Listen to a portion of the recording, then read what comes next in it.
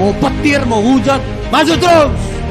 Maju saja, Tuhan selalu serta. Maju saja.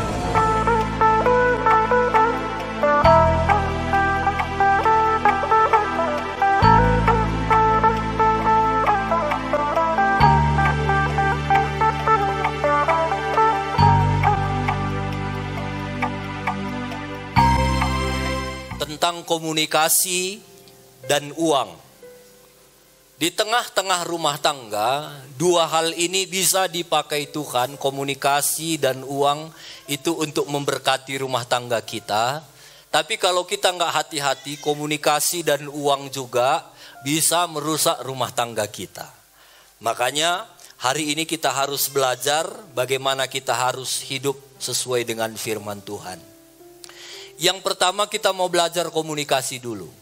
Ya, di tengah-tengah rumah tangga ada 3 pondasi komunikasi yang perlu kita jaga selalu. Yang pertama, jujur. Bilang kiri kanan, jujur. Jangan ada rahasia-rahasia di tengah rumah tangga. Kunci rumah tangga diberkati Tuhan, rahasia rumah tangga diberkati Tuhan, tidak adanya rahasia-rahasia. Ya, saya rindu baca di dalam Yesaya pasal 33 ayat 15 dan 16. Yesaya 33 ayat 15 dan 16. Orang yang hidup dalam kebenaran, yang berbicara dengan jujur, yang menolak untung hasil pemerasan, yang mengebaskan tangannya supaya jangan menerima suap, yang menutup telinganya supaya jangan mendengarkan rencana penumpahan darah, yang menutup matanya supaya jangan melihat kejahatan, dialah seperti orang yang tinggal aman di tempat-tempat tinggi. Bentengnya ialah kubu di atas bukit batu, rotinya disediakan, air minumnya terjamin. Jadi orang jujur itu janji firman Tuhan, dia akan ditempatkan di satu tempat yang tinggi, aman, rotinya disediakan, minumnya juga terjamin. Jadi kalau kita jadi anak-anak Tuhan yang hidup jujur, nggak ada rahasia-rahasia yang tersembunyi, hidup kita janji Tuhan diberkati Tuhan. Jadi jangan ada rahasia-rahasia. Orang yang nggak jujur, hidupnya itu biasa nggak aman. Contoh, misalnya saya mencuri di ladangnya Karo Ekel. Karo Ekel nggak tahu dan nggak ada satupun yang tahu. Saya mencuri karena saya sudah profesional ya. Tiba-tiba waktu ibadah, waktu kami memuji Tuhan, Karo itu nggak sengaja lihat saya. Dia lihat saya karena nggak sengaja. Tapi karena saya mencuri, rasa jangan-jangan Karo ini tahu saya yang mencuri. Nggak aman kalau kita nggak jujur. Ada abang adik, satu kali bapaknya pergi keluar kota sama mamanya, tinggal abang adik di rumah. Lalu setelah beberapa minggu bapaknya pergi keluar kota, lalu bapaknya telepon, "Nakku, besok bapak sama mama pulang ya nakku, jangan kalian pergi-pergi dari rumah, jaga rumah. Bapak jangan nanti sampai bapak nggak ada pula kalian di rumah." "Iya pak." Si abang adik bilang, "Dek, bapak besok pulang. Gimana kalau kita rapikan rumah supaya bapak mama kita senang?" "Oh mantap bang," katanya. Lalu mereka rapikan rumah. Si abang bilang, "Dek, kau yang nyapu, abang yang ngepel ya." "Oke bang." Lalu mulai sapu rumah, rapikan rumah. Waktu adiknya ambil sapu, bersihkan kamar mamanya. Nggak sengaja tersenggolnya satu parfum yang paling mahal yang mamanya punya. Dia beli 2.500.000 parfum. Itu mahal sekali. Kesayangan mamanya, waktu abangnya dengar, perang. Lari abang ke kamar. "Kenapa dek?" "Pecah ku bikin parfum mama yang mahal bang." "Aduh gimana ini nanti deh?" Lalu abangnya bilang, udah, kau sapuilah, tenang kau ya, nanti abang yang ngatur, kata abangnya. Besok waktu mamanya pulang, mamanya udah buka pintu, udah mulai cium aroma parfum yang mahal. Dalam hatinya ada yang gak beres ini. Tapi waktu dia lihat rumahnya rapi, bersih, senang dia. Anakku ini baik kali. Lalu abangnya langsung datangi mamanya. Mak, ada mau ku bilang. Apa anakku? Tapi mama jangan marah ya. Iya, kenapa anakku? Betul ya mak? Iya, kenapa rupanya? Betul mak? Iya. Gini mak, semalam waktu kami bereskan rumah, lupa kami ngunci pintu. Tiba-tiba masuk kucing, masuk dia ke kamar mama, lompat dia ke meja rias, disenggolnya parfum mama yang mahal. Pecah mak. Ya pecah kata mama. Ya sudahlah kalau pecah, gak marah mama. Ya sudah mau gimana lagi kalau pecah katanya. Besok waktu pergi sekolah, bapaknya kasih uang sama anaknya jajan. Ini untuk abang 5.000, untuk adik 5.000. Baik-baik sekolah ya anakku. Iya pak, iya pak. Di tengah jalan waktu mereka sama pergi sekolah, tiba-tiba abang bilang sama adiknya, Dek, bagilah uang jajanmu sedikit dek. Enggak lah, abang pun kan udah dapat uang jajan. Perlu abang beli sesuatu dek, bagilah. Enggak. Bagilah dek. Enggak mau, abang dapat 5.000, aku dapat 1.000, aku mau jajan apa lagi? Bagilah dek. Enggak, gitu kau. Iya kenapa rupanya? Meong. Yo, jangan bilang mama ya bang katanya. Besok pun begitu. Bagi uang jajan 5.000 di tengah jalan dek. Uangmu. Enggak diingatnya lagi meong. Kabang juga punya uang jajan. Entahlah dek, tolong. Enggak. Meong. Seminggu meong. Sebulan meong. Nggak jajan lagi si adik ini. Nggak tahan dia dulu kalau kayak gini lama-lama kurus lah aku ini. Enak kali kawanku jajan semua aku nggak jajan. Satu kali diberanikannya didatanginya mamanya setelah sebulan. Dia bilang mak aku mau cerita sama mama. Apa nakku? Tapi mama jangan marah ya. Enggak apa rupanya.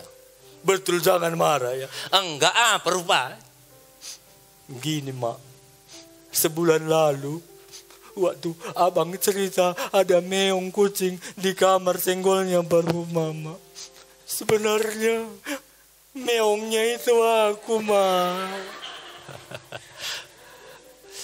Mamanya bilang, udah tahunya mama pasti kerjaan kaliannya itu. Jadi mama nggak marah ya. Mau gimana orang udah pecah mau gimana? Betul mama nggak marah ya. Udahlah gimana bikin. Makasih mak diblunya mama makasih mak. Dalam hatinya kenapa lah nggak sebulan lalu aku ngaku kata. Dan sejak itu anak itu rasanya ada beban yang diangkat dari tubuh. Besok waktu abangnya meong, ku bilang kau sama mama, katakan laku biar, katanya. Bilang sama mama, aku katanya. Ku bilang.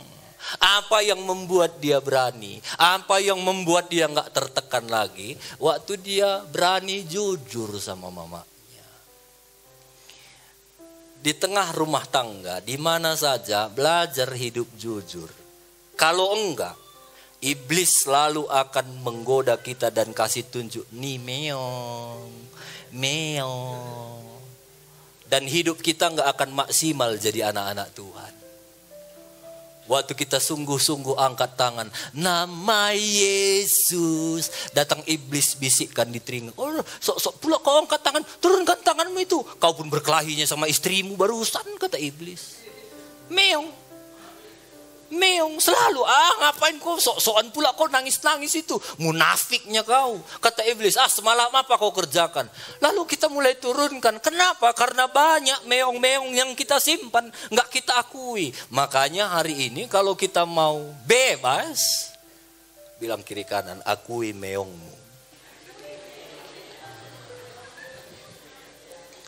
Anak-anak muda, akui meongmu. Istri-istri jangan pernah simpan sesuatu yang suami kita nggak tahu. Itu akan membuat kita nggak tenang.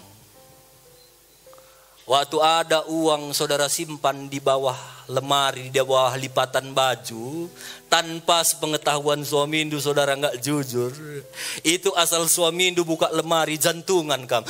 Enggak lah taunya sekali. Enggak lah. Lama-lama meninggal kamu. Makanya jujur.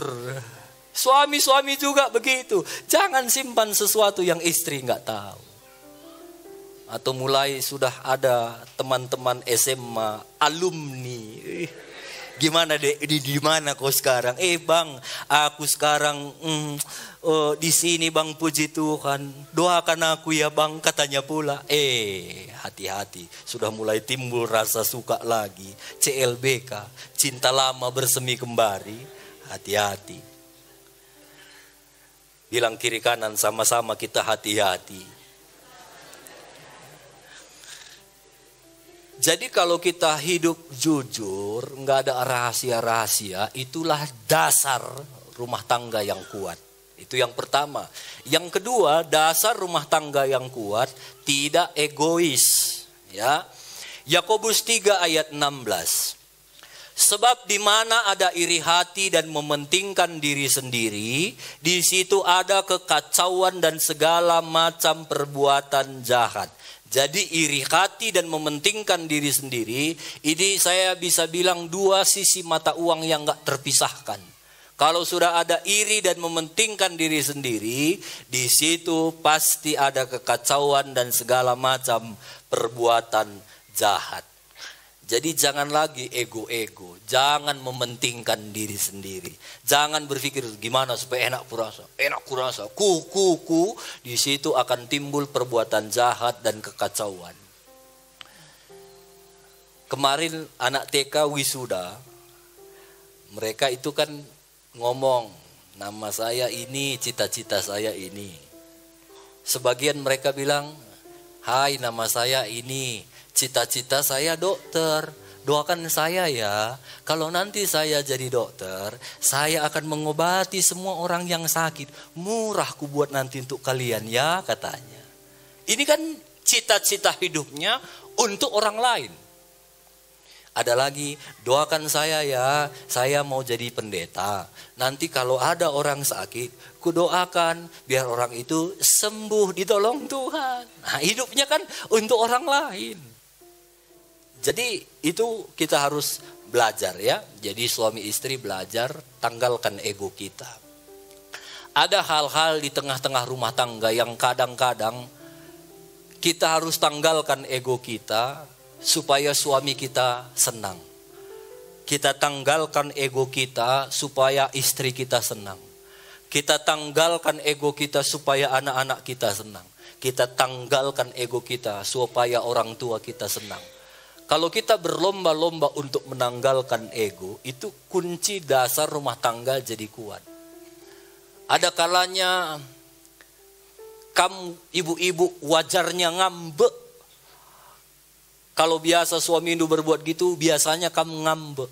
Tapi setelah kamu dengar firman Tuhan, kunci rumah tangga kami kokoh, aku harus sangkal egoku. Kamu gak ngambek lagi, sudahlah. Suamiku juga manusia biasa, penuh kekurangan. Gak ngambek, kamu sangkal ego, itu dasar rumah tangga kuat. Suami juga gitu. Biasanya kalau kamu lihat perbuatan istri itu, udah dia buat gitu, udah marah-marah kamu. Tapi, sudahlah, gak usah aku marah. Dia pun mungkin capek tadi ngurusin anak, sampai itu lalai dia, begitu. Jadi waktu kita sangkal ego kita, itu kunci rumah tangga. Jadi yang kedua, sangkal ego, sangkal diri. Yang pertama tadi apa? Jujur. Yang kedua, sangkal diri. Yang ketiga, Yakobus 3 ayat 5. Di atasnya lagi. Yang ketiga itu jaga lidah. Demikian juga lidah, walaupun suatu anggota kecil dari tubuh, namun dapat memegahkan perkara-perkara yang besar. Lihat. Betapapun kecilnya api, dia dapat membakar hutan yang besar. Lidah ini kecil, tapi lidah ini diibaratkan seperti kayu api yang kecil. Kayu api itu kecil, tapi dia bisa membakar hutan yang besar. Lidah ini juga kecil, lidah ini juga bisa membakar hutan yang besar, tapi juga bisa memberkati banyak orang, tergantung penggunanya. Jadi penting sekali jaga lidah kita. Teknik komunikasi itu bukan bagaimana kita bicara. Tapi sekali lagi dengar, bagaimana kita bisa mengekang lidah. Ini penting. Ini yang diajar firman Tuhan, kekang lidah kita. Saya kemarin lihat ada satu mama-mama, dia live, mungkin dia berantem sama suaminya itu. Jadi tiba-tiba datang suaminya, dia ambil handphonenya, dia live-kan. Lihat ini, suamiku sudah datang. Sudah lama dia nggak pulang. Ini hari ini entah kenapa pula dia pulang. Lalu tiba-tiba waktu suaminya masuk ke rumah, datang anaknya yang masih kecil itu. Udah bisa jalan lah, lari gitu. Lari dia, dipeluknya bapaknya. Lihat, datang bapaknya, namanya bapak kan rindu sama anaknya. Digendongnya anaknya itu, diangkat-angkatnya. Lihat, sok-sok akrab pula dia, sok-sok akrab. Selama ini enggaknya dia sayang sama anaknya, enggak pernah kami dinam. Lihat, sok sayang, enggak ada otaknya, gitu. Aku waktu kulihat dia gitu, nggak tahu lah, mungkin suaminya juga salah. Tapi yang hari ini yang mau ku bahas, kalau aku pun jadi suaminya, nggak tahan aku dengar kata-katanya itu. Ya nggak tahu lah, mungkin suaminya juga nakal atau jahat bagaimana ya. Tapi udah dia dari surga berhenti. Bilang kiri kanan, jaga lidah kita.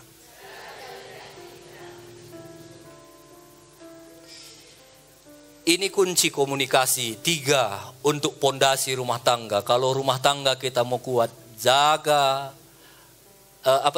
jujur ya. Yang kedua apa? Sangkal diri ya. Yang ketiga, jaga lidah kita. Itu tentang komunikasi. Sekarang kita masuk ke tentang uang ya. Uang juga penting. Ibrani 13 ayat 5. Ibrani 13 ayat 5. Janganlah kamu menjadi hamba uang, dan cukupkanlah dirimu dengan apa yang ada padamu. Karena Allah telah berfirman, aku sekali-kali tidak akan membiarkan engkau, dan aku sekali-kali tidak akan meninggalkan engkau. Sekali lagi ku baca. Janganlah kamu menjadi hamba uang, dan cukupkanlah dirimu dengan apa yang ada padamu. Karena Allah telah berfirman, tangkap ini jemaat Lau Gendek. Aku Allah sekali-kali tidak akan membiarkan engkau, dan Allah sekali-kali tidak akan meninggalkan engkau. Amin. Ini janji Tuhan. Tuhan gak akan pernah meninggalkan kita. Yang terpenting hari ini, jangan jadi hamba uang. Kalau hamba uang itu, uang jadi bos kita. Apa kata uang? Ikut kita, itu hamba uang. Kalau kita jadi bos, uang yang tunduk. Dan firman Tuhan bilang, jangan kau jadi hamba uang. Jadikan uang itu hambamu. Dan firman Tuhan bilang, cukupkanlah dirimu dengan apa yang ada padamu. Ini kunci keuangan yang merdeka. Kata cukup itu penting sekali kita miliki Bapak Ibu. Karena kalau nggak ada kata cukup, sudah ada handphone nggak ada kata cukup, percayalah akan ada handphone yang lebih bagus dari handphone Kalau kamu merasa kurang cantik, akan ada orang lebih cantik dari kita. Kalau kamu merasa kurang kaya, akan ada orang yang lebih kaya dari kita. Di atas langit masih ada Hotman Paris. Nah, itu foto hidup Hotman Paris kan begitu ya, saking pintarnya. Di atas langit selalu akan ada langit lagi, langit. Jadi kalau nggak ada kata cukup, mau sampai kapan kamu ini nggak merasa cukup? Kalau nggak ada rasa cukup, udah ada rumah orang. Pengen kita rumah baru, nggak cukup uang kita, nggak mencukupkan diri. Cara apapun kita tempuh, apalagi kalau kita hamba uang. Makanya cukupkan diri kita dengan apa yang ada. Bilang kiri kanan, cukupkan dirimu dengan apa yang ada. Bilang sama dia, sesungguhnya engkau sudah lebih dari cukup, bilang. Kalau kamu hari ini pengen sepatu baru, belum ada uang bersyukurlah kamu masih punya 5 sepatu di rumah yang masih bisa dipakai. Ibu-ibu, kalau kamu udah rindu pengen beli tas yang baru dan kamu belum ada berkat, belum bisa beli hari ini, bersyukurlah kamu masih punya banyak tas di rumah yang masih bisa dipakai. Tas itu gak penting ibu-ibu, yang penting isinya. Mahal pun tas nggak ada isinya. Jadi cukupkan diri kita dengan apa yang ada. Bilang kiri kanan, cukupkan dirimu dengan apa yang ada. Matius 6 ayat 24. Tak seorang pun dapat mengabdi kepada dua tuan, karena jika demikian dia akan membenci yang seorang dan mengasihi yang lain, atau ia akan setia kepada yang seorang dan tidak mengindahkan yang lain. Kamu tidak dapat mengabdi kepada Allah dan Mamon. Allah nggak pernah menyetarakan dirinya dengan apapun, kecuali di ayat ini Tuhan menyamakan dirinya dengan Mamon. Karena Tuhan tahu daya tarik Tuhan dengan daya tarik uang itu sama kuatnya. Makanya Tuhan bilang, kamu nggak bisa. Kalau mau jadi hamba Tuhan, hamba Tuhan. Kalau mau jadi hamba uang, pasti hamba uang. Kalau kamu jadi hamba uang, nggak mungkin kamu menghargai Tuhan. Kalau kamu menjadi hamba uang, kamu juga nggak mungkin akan jadi tuannya uang. Jadi ini sama-sama kuat daya tariknya. Makanya Tuhan bilang, nggak bisa dua tuan. Betapa kuatnya daya tarik uang itu. Maka Tuhan pun menyamakan dirinya dengan Mamon, menyetarakan. Ya, jadi itu sebabnya hari ini kita mau belajar. Yang pertama, untuk kita memiliki keuangan yang sehat, yang sesuai dengan firman. Yang pertama yang harus kita tahu, kita harus memperoleh uang itu dengan cara yang benar. Peroleh uang dengan cara yang benar. Kalau Tuhan mau memberkati keuangan kita, dapatkanlah uang dengan cara yang benar. Kalau caranya nggak benar, nggak bisa Tuhan memberkati hidup kita. Firman Tuhan bilang, berkat datangnya daripada Tuhan, susah payah tidak menambahinya. Jadi kalau kita caranya benar, pasti ada Tuhan yang memberkati hidup kita. Jadi sekarang tinggal pilih, saudara mau jadi hamba Tuhan atau mau jadi hamba uang. Kalau hamba Tuhan, Tuhan jadi Tuhannya. Kalau hamba uang, uang jadi tuannya. Nah, bagaimana caranya kita bisa mendapat uang? Yang pertama, bekerja. Bilang kiri kanan, bekerja. Bekerja itu harus kerja keras. Anak-anak muda, anak-anak kami, engkau yang bekerja di pabrik kopi atau di kebun bunga atau di mana saja, kerja keras. Tunjukkan bahwa kita itu anak Tuhan. Kalau temanmu malas-malas, tunjukkan kita kerja keras. Mungkin bosmu nggak lihat, tapi mata Tuhan itu tidak pernah absen, selalu lihat kehidupan kita. Kalau kita kerja keras, Tuhan tahu tempat yang paling cocok, yang terbaik buat kita. Ya, jadi kerja keras. Saya mau bilang begini, orang yang tidak percaya kepada Yesus pun asal dia kerja keras pasti kaya. Sekali lagi, orang yang gak percaya sama Tuhan pun kalau dia kerja keras pasti kaya. Di Alkitab ada contoh Lazarus dan orang kaya. Ya, pernah dengar cerita ya? Satu kali Lazarus mati, orang kaya itu pun mati. Lazarus masuk surga, orang kaya masuk neraka. Ini saking kayanya bisa dia berpesta setiap hari. Nggak tahu lah aku gimana kayanya itu. Setiap hari berpesta. Padahal dia nggak percaya sama Tuhan. Jadi kalau kita kerja keras, kita pasti diberkati Tuhan. Apalagi kita percaya kepada Tuhan. Ini udah double ya. Nah itu. Ada orang bekerja itu 3 motivasinya. Coba kamu cek, hari ini kamu bekerja apa motivasi itu? Yang pertama, dia motivasinya itu memang tugas, uang. Jadi mental karyawan, jadi dia bekerja sore dapat upah atau bekerja akhir bulan dapat upah. Jadi dia kerjanya ya apa yang dia kerjakan biasanya dia kerjakan. Dia nggak akan pernah punya pikiran begini kubuat supaya bagus. Enggak, karena mentalnya karyawan, tugasnya ya akhir bulan aku dapat uang. Nah, itu orang yang mentalnya job, nggak ada inisiatifnya. Kerja kata orang kerja. Kalau disuruh kerja, kalau enggak santai-santai dia. Itu orang yang pertama. Orang yang kedua tujuannya itu prestasi. Prestasi itu ya dia promosi diri, dia ambisi, kadang-kadang dia sikut kiri kanan, jatuhkan kiri kanan supaya dia naik. Karena tujuannya itu prestasi, kedudukan. Tapi yang ketiga, ada orang kerja itu memang karena di situ panggilannya. Coba kamu cek, kalau panggilan itu biasanya dia kerjakan dengan senang hati. Kalau kamu melakukan sesuatu dengan senang hati, bisa jadi itu panggilanmu. Kadang-kadang mau kamu mengerjakannya walau nggak dibayar, itu panggilanmu.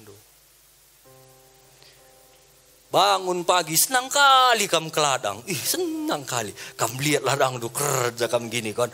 Nggak capek-capek, capek pun kamu senang kamu. Sore pulang kamu senang. Walau nggak ada yang bayar. Tapi kamu senang melakukannya. Kemungkinan panggilan itu petani. Jadi kayak saya, panggilan saya jadi hamba Tuhan. Saya kemana-mana begitu. Seperti yang saya cerita, ke pedalaman kadang-kadang saya harus keluar uang sendiri, bayar ongkos sendiri. Kadang-kadang bawa berkat lagi untuk tempat yang kita tuju. Jalannya pun hancur, mobil saya lecet-lecet. Pulang harus ke mobil, ke bengkel servis. Saya lakukan dengan senang. Kalau dihitung-hitung rugi. Tapi karena itu panggilanku, senang aku melakukannya. Kapan lagi? Di mana lagi kita malah cari tempat sampai hari ini? Di mana saja kita akan pergi? Jadi coba cek. Kalau itu panggilan kita akan enjoy, senang melakukannya. Bahkan kadang-kadang kalau nggak dibayar pun kita senang. Ciri-ciri yang lain kalau itu panggilan kita, kalaupun ada proses demi proses, sakit kita rasa, kita nggak akan langsung down. Kita berpikir, ini prosesku. Tuhan mau aku buat lebih, Tuhan mau membuat aku lebih bagus. Udah, aku tahan dalam prosesku. Dia nggak langsung putus asa. Nah, itu ciri-ciri itu panggilan kita. Ciri yang lain, kalau memang itu panggilan kita, pasti ada buahnya.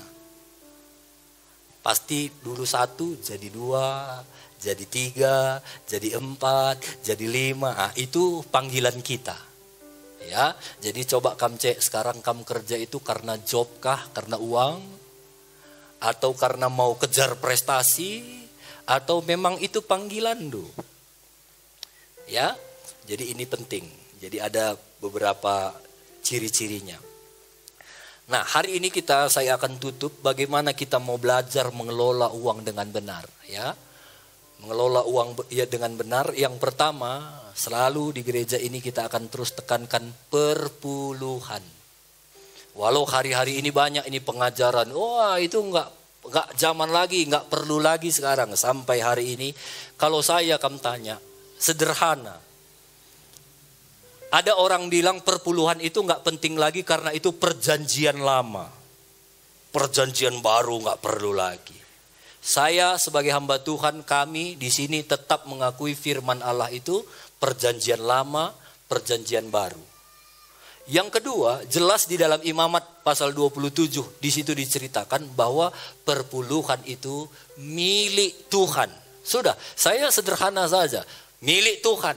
Mau itu di perjanjian lama, perjanjian baru, perpuluhan milik Tuhan. Kalau milik Tuhan bukan milik kita, kembalikanlah.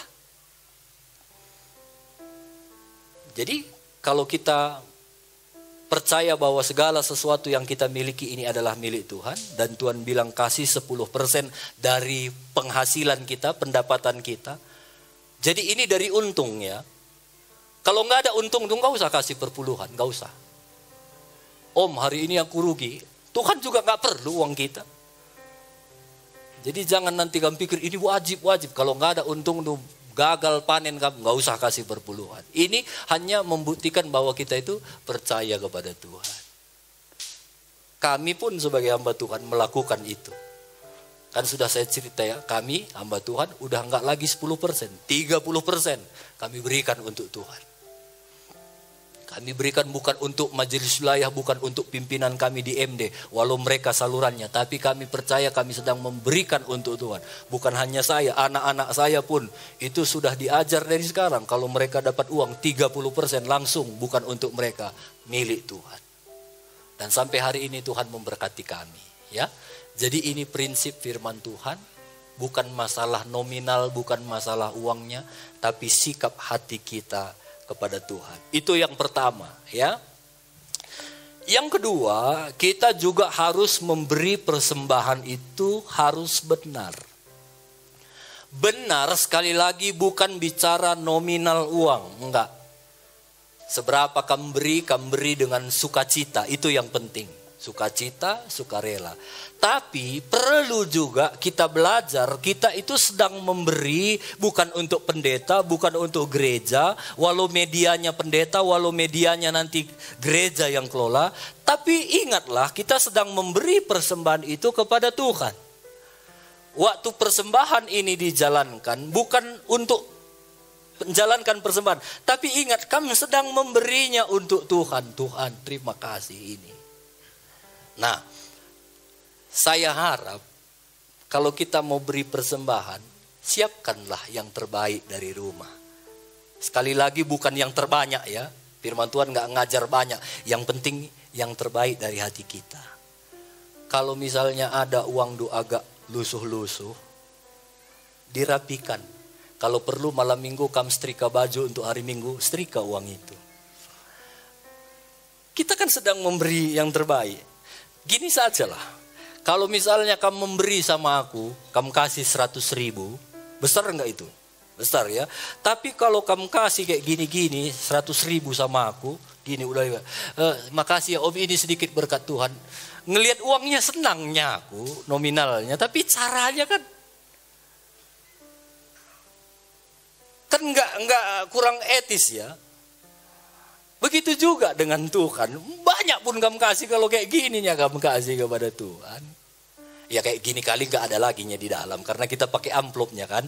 Tapi maksudku, tolonglah persiapkan yang terbaik. Hati kita itu, aku sedang mau memberi untuk Tuhan. Enggak bicara soal nominal. Mau berapapun kamu kasih, asal kamu kasih dengan rela. Tuhan, sepanjang minggu ini cuma inilah bisa ku kasih Tuhan. Tapi udah rapi, sudah kamu masukkan amplop, aku sedang memberi untuk Tuhan. Itu pasti beda. Ya, karena kita sedang memberi untuk Tuhan. Amin. Bilang kiri kanan, gosok dulu. Jangan yang koyak-koyak. Jangan yang gak laku. Saya pernah terima uang di amplop. Tapi bukan cuma di sini, tenang kamu, di sini. Besar uangnya, tapi koyak. Dalam hatiku, semoga yang ngasih ini nggak tahu Tuhan. Kalau dia tahu kasih sama pendeta yang koyak begini, karena nggak lakunya maka dikasihnya, nggak akan diberkati Tuhan. Orang model gitu. Sampai aku bilang sama istriku, ini nih mah kenang-kenangan, di mana kamu suka tempel-tempel. Koyak setengah gini. Jadi ini harus kita persiapkan, ya. Apalagi kita harus jadi anak Tuhan yang suka bersedekah, ya, berderma, suka memberi, jangan pelit. Kami sudah ajarkan ya, nggak hanya di gereja ini, kepada tetanggandu, kemana kamu bisa beri, ada orang yang perlu ditolong, tolong. Sekali lagi nggak bicara nominal, kadang-kadang kamu antar gulanya 0,5 kilo itu bisa membuat dia, aduh gitu. Karena itu mungkin kebutuhannya. Kadang-kadang kamu salamkan dia sedikit pun, mungkin dia nggak ada uang lagi. Pokoknya asal Tuhan suruh, kerjakanlah. Jangan pelit. Ulah metik-tik. Unang holit. Ima tutu. Jangan pelit. Kalau saudara mau cek orang-orang yang diberkati Tuhan, ceklah, pasti hidupnya suka memberi, ya. Apalagi, nah ini juga penting, utang piutang harus dibayar. Kuat-kuat sama saya bilang, utang piutang harus dibayar. Utang piutang harus dibayar. Apalagi ini musim kredit, semua kita bisa kredit. Nggak salah kredit, tapi harus dibayar. Amin. Kurang kencang amennya. Amin. Kemarin ada orang numpang mobil kami pergi ke satu tempat, dia numpang di mobil kami. Lalu yang numpang itu tanya sama kami tentang seseorang yang kami juga kenal. Dia tanya, gimana kabarnya dia sekarang, katanya. Aduh, kasihan, kami bilang. Sekarang dia udah susah, dia udah jual rumahnya, dia jual ladangnya. Dulu dia punya rumah, sekarang dia sudah ngontrak, kami bilang. Kasihanlah, mengenaskan. Iya ya, dulu waktu dia susah, pernah dia pinjam uang kami, nggak dipulangkannya, katanya. Lihat itu akibatnya, kalau kita nggak, bukan hanya dia yang sudah cerita kepada kami, suka minjam nggak bayar. Lihat hidupnya itu makin merosot. Jadi hidup di dunia ini bukan tentang orang nggak tahu, tapi ada Tuhan yang berperkara dengan kita. Apalagi yang kamu tokohi anak-anak Tuhan, wah itu mengerikan itu. Jadi hari ini punya prinsip begini. Kalau kamu punya utang, harus punya niat, punya semangat, aku harus bayar utangku. Begitu.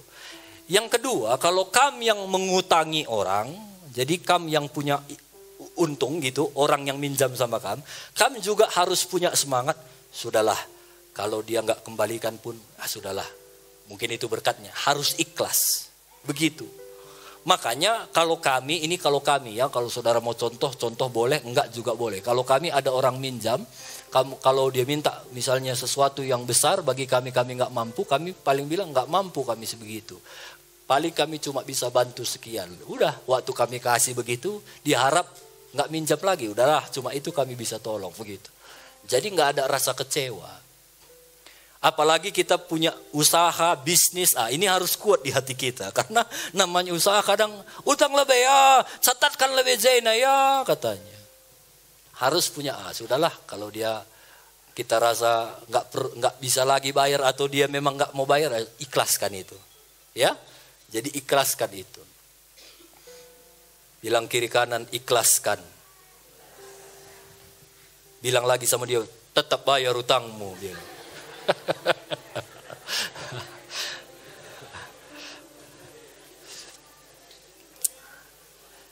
Apalagi prinsip yang berikut, belilah sesuatu yang harus dibeli, jangan beli sesuatu yang ingin kamu beli. Kalau mau keuangan lu merdeka diberkati Tuhan, belilah sesuatu yang harus, perlu, nggak bisa enggak. Jangan beli yang kamu ingin, ya. Itu prinsip. Berikutnya, usahakan menabung. Usahakan menabung, karena hidup kita ini kadang nggak tentu, karena kadang butuh uang, tapi usahakan sedikit pun sedikit, tapi usahakan menabung. Amin. Biarlah hari ini firman Tuhan menguatkan kita, anak-anak muda, usahakan nabung. Engkau masih punya masa depan di dunia ini. Semua perlu uang, ya. Usahakan nabung sedikit demi sedikit. Apa yang kalian bisa pelajari hari ini dari firman Tuhan, kerjakan, maka Tuhan pasti akan menolong kita semua.